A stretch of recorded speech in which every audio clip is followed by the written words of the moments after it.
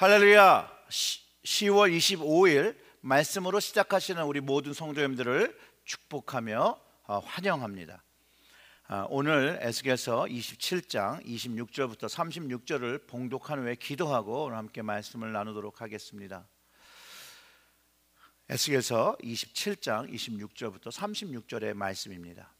내 사공이 너를 인도하여 큰 물에 이르게 하며 동풍이 바다 한가운데에서 너를 무찔렀도다. 내 재물과 상품과 바꾼 물건과 내 사공과 선장과 내 배의 틈을 막는 자와 내 상인과 내 가운데에 있는 모든 용사와 내 가운데에 있는 모든 무리가 내가 패망하는 날에 다 바다 한가운데에 빠질 것이며 내 선장이 부르짖는 소리에 물결이 흔들리로다.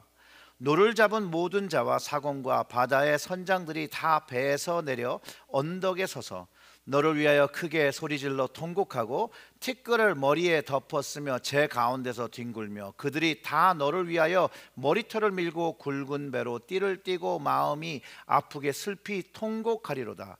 그들이 통곡할 때 너를 위하여 슬픈 노래를 불러 애도하여 말하기를 두로와 같이 바다 가운데서 적막한 자 누구인고 내 물품을 바다로 실어낼 때에 내가 여러 백성을 충족하게 하였으며 내 재물과 무역품이 많으므로 세상 왕들을 풍부하게 하였도다.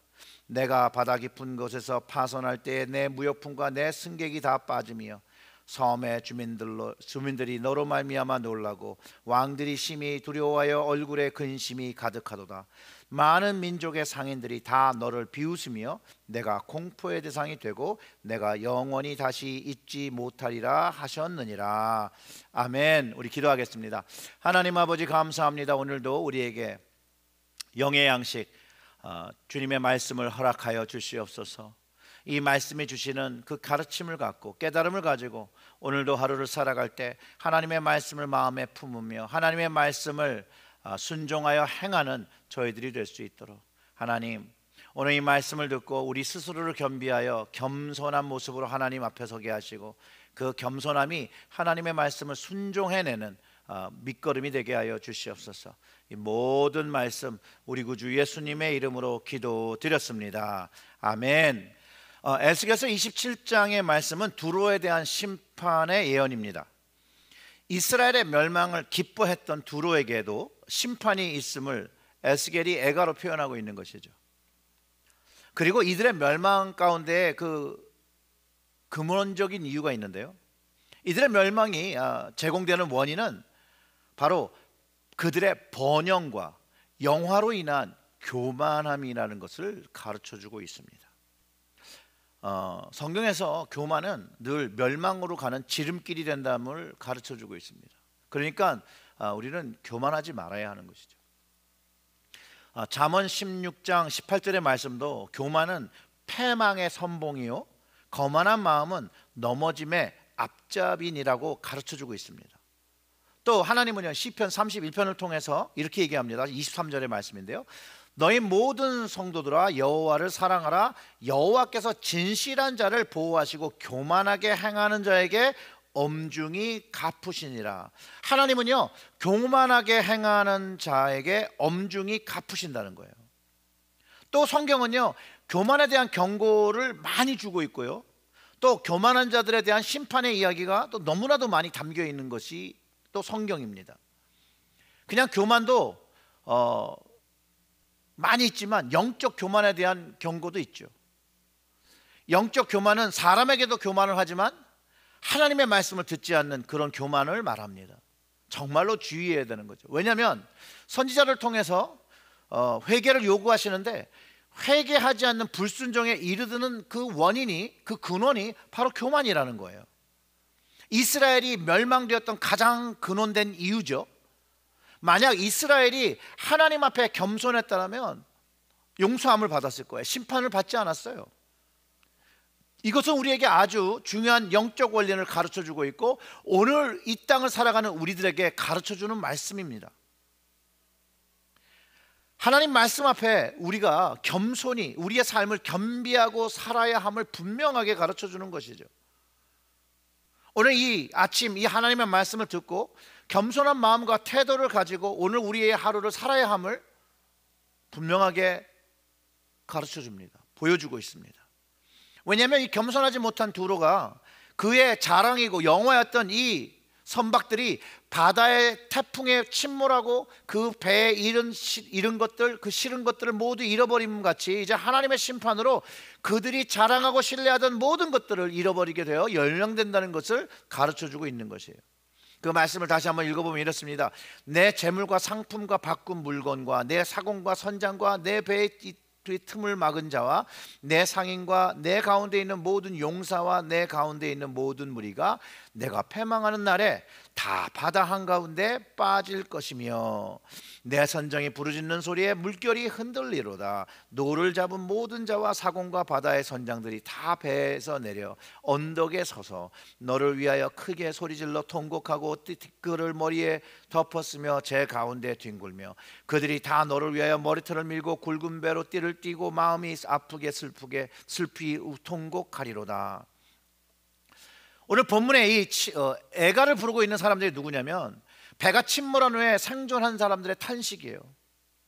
이것은 배가 아니라 두로가 바벨론에서 완전히 멸망한 뒤에 살아남은 자들의 탄식이라고 우리가 이해해야 되는 거예요. 그리고 그 주변에 있는 사람들의 탄식임을 깨달아야 합니다. 스스로가 생각할 때 절대로 멸망할 것 같지 않던 그 두로가 멸망함으로 인해서 교만과 그들의 탐욕과 그들의 교만이 깨져버렸다는 거예요. 여러분, 우리가 정말로 알아야 되는 거, 우리가 가지고 살아가는 이 부와 성공이 하나님의 선물이라는 거예요. 그것에 감사해야 되고 그것에 겸손함을 가져야 하는 거예요. 내가 이루는 것이 아니에요. 그냥 그것은 하나님께서 주신 선물, 그 선물을 가지고 주변을 돌아보며 살아야 함을 우리는 반드시 깨달아야 되고 그렇게 살아내야 합니다. 그러나 두로는 분명히 주변 나라와 무역을 통해서 얻은 그 부를 중심으로 여러 사람들과 함께 만든 번영이었다라는 거예요. 혼자 이룬 게 아닌데 자신이 이루었다고 믿었을 뿐만 아니라 그렇게 이룬 번영과 그것 때문에 자신을 신적인 존재로 여겼다라는 거예요. 이런 교만한 생각, 이런 마음이 생길 때 폭풍 후 이 멸망이 찾아왔다라는 것이죠. 우리 인생에서도 마찬가지입니다. 우리가 스스로 교만하여 우리가 섰다고 생각할 때 이런 폭풍우들이 찾아오고 인생 전체가 흔들리는 경험을 하기도 하고 그 인생에서 이루었던 모든 것들을 잃어버릴 때가 있다는 것이에요. 그런데요, 교만한 자가 무너질 때와 겸손한 자가 무너질 때는 큰 차이가 있다는 거예요. 여러분, 겸손한 자가 무너지지 않는다는 게 아니에요. 둘 다 무너지게 될 수 있는데 교만한 자가 무너질 때와 겸손한 자의 무너질 때의 차이가 있다는 거예요. 오늘 본문이 가르쳐주는 것처럼 교만한 자의 결말, 패망 후에 받는 것이 동정이 아니라 여러분 비웃음이라는 것을 가르쳐주고 있어요. 그렇기 때문에 이런 교만은 우리의 삶에 절대로 있어서는 안 된다는 거예요. 왜냐하면 비웃음을 받는다는 이야기는요, 사람들로부터 동정을 못 얻을 정도로 그들의 삶이 얼마나 나빴는지를 가르쳐주는 거잖아요.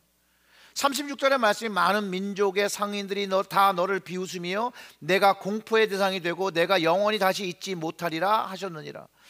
그런데 겸손한 자의 삶을 보면요, 폭풍을 대비하는 모습이 있습니다. 늘 겸손함을 갖거든요. 폭풍이 지난 후에 슬픔과 회개를 하기보다는 폭풍이 오기 전에 겸손함으로 폭풍을 대비하고 있다는 거예요.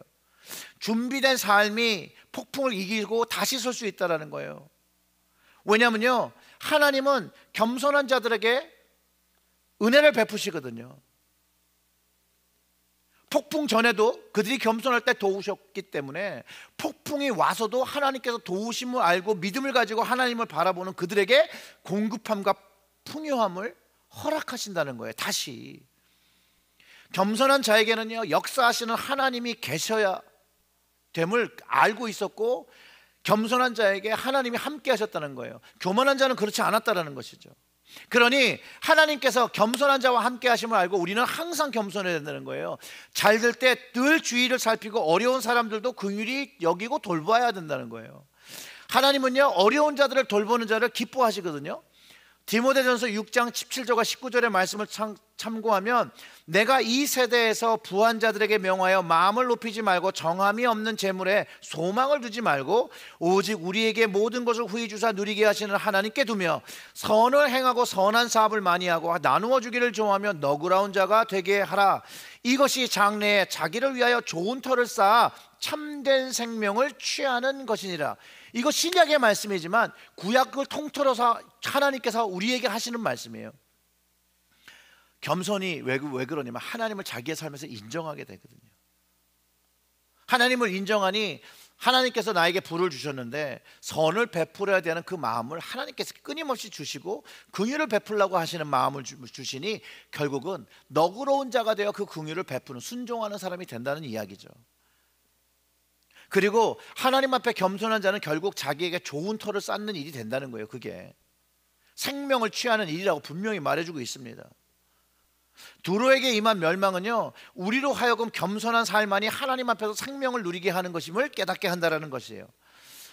고사성어에 망자존대란 말이 있습니다. 이 두로에게 해당되는 말 같아요. 앞뒤 아무런 생각을 없이 함부로 잘난 체하는 것을 가르치는 말인데요, 요즘 우리 문화가 이 망자 존대에 빠져 있는 것 같아요. 물론 예전에 자녀들을 기죽지 말라고 이렇게 막 부추기면서 키웠는데 그때 가르치지 못한 게 겸손이라는 게 겸손. 자기 자리와 분수를 알지 못하고 함부로 잘난 체하면 사람들에게 주위 친구들에게 비웃음거리로 전락할 수밖에 없다라는 거예요. 물론 자존감 높게 아이들을 교육할지라도 여러분 겸손함으로 가르쳐야 됨을 가르쳐주는 것이죠. 여러분 겸손하게 가르쳐도 자존감 높은 아이들을 양육할 수 있습니다. 겸손은 절대로 비굴함이 아니에요.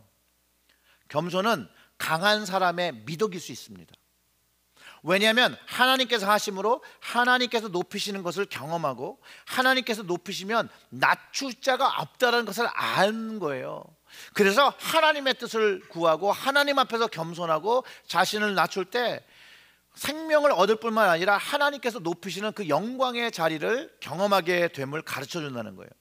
사랑하는 성도 여러분, 오늘도요 하나님 앞에 겸손한 모습을 택하시고 그분의 말씀을 가슴에 품고 이 땅에서 하나님의 말씀을 가지고 선포하고 사시고 선을 베푸시고 하나님의 이름으로 선을 베푸시고 어려운 일을 돌보시고 십자가의 사랑을 전하시는 여러분들 되시길 주님의 이름으로 축원합니다. 아멘. 기도하겠습니다. 하나님 아버지 감사합니다. 우리에게 주신 모든 복이 하나님으로부터 왔음을 고백합니다. 이 복을 가지고 하나님의 말씀 그 뜻을 깨달아 주변에 어려운 이들에게 선을 베풀고 긍휼을 베풀고 돌봄을 베풀며 살아가는 저희들 될 수 있도록, 그래서 우리에게 좋은 터를 쌓고 생명을 얻고 살아가는 저희들 될 수 있도록 하나님, 우리가 주님의 사랑을 주님의 생명을 그렇게 얻었으니 긍휼로 얻었으니 우리도 그 생명을 긍휼로 베풀어 드리는 저희들 주님을 닮은 자의 모습을 가지게 하여 주시옵소서. 그것을 위하여 늘 하나님 앞에 겸손한 자 되게 하여 주시옵소서. 성령으로 겸손하게 만들어 주시옵소서. 이 모든 말씀 우리 구주 예수님의 이름으로 기도드렸습니다. 아멘.